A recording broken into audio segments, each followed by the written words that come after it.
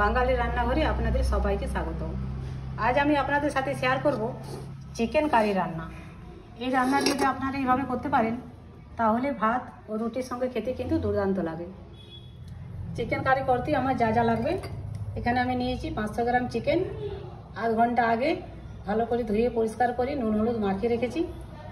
নিয়েছি পেঁয়াজ কুচি, টমেটো কুচি, আদা রসুন বাটা, হলুদ গুঁড়ো, লঙ্কা গুঁড়ো, জিরে গুঁড়ো, ধনে গুঁড়ো, সামান্য একটু নুন, একটু চিনি।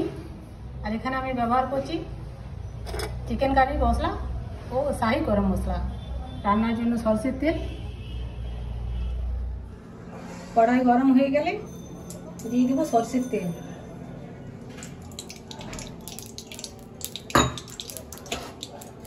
তেল গরম হওয়া পর্যন্ত অপেক্ষা করব। তেল গরম হয়ে গেছে, দিয়ে দেবো একটু রাখা চিনি।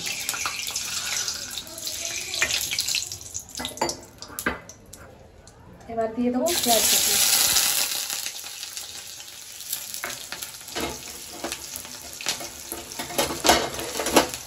পেঁয়াজগুলো আমি লাল লাল করে ভেজে নেব।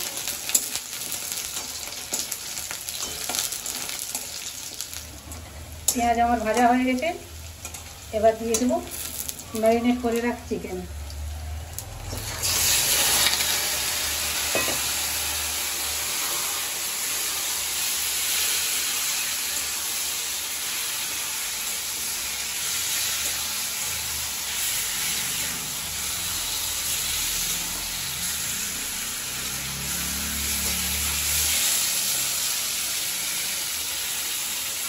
এরপর ঢাকনা দিয়ে রান্না হতে দেবো 5 মিনিট।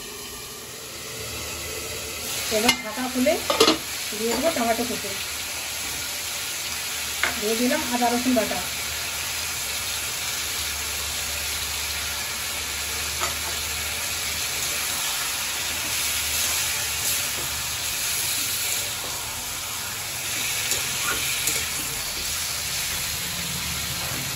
দিয়ে দেবো জিরে গুঁড়ো ও ধনে গুঁড়ো,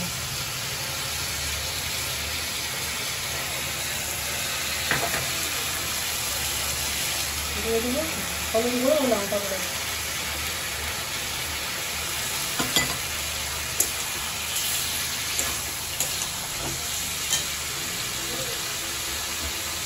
দিয়ে দেবো সামান্য একটু জল।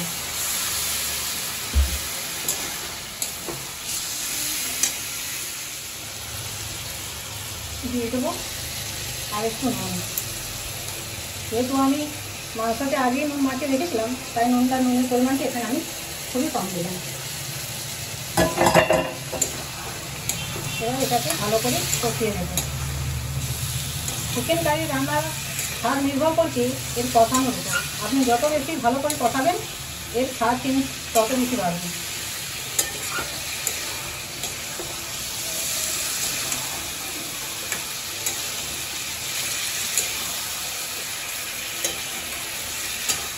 এবার আমি ঢাকা দিয়ে এটাকে একটু কষিয়ে নেব। ঢাকা খুলে দিয়ে দেবো চিকেন কারি মশলা ও শাহি গরম মশলা, দিয়ে দেবো সামান্য একটু জল।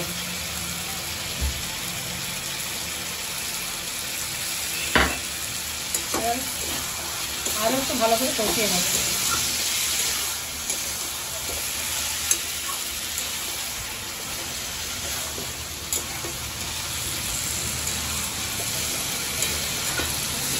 এবার দিয়ে দেবো পরিমাণ মতো জল।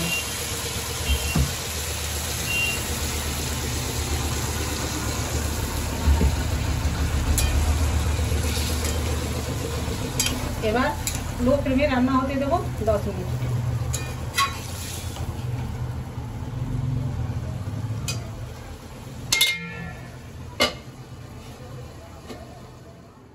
দশ মিনিট আমার হয়ে গেছে। এবার ঢাকা খুলে দেখে নেব চিকেনটা আমার সিদ্ধ হয়েছে কিনা।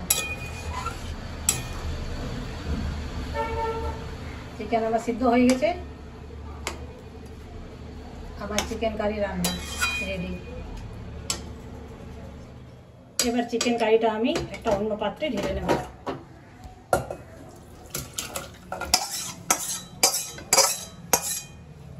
আমার আমার রান্না যদি আপনাদের ভালো লেগে থাকে তাহলে লাইক, কমেন্ট, শেয়ার ও সাবস্ক্রাইব করার অনুরোধ রইল।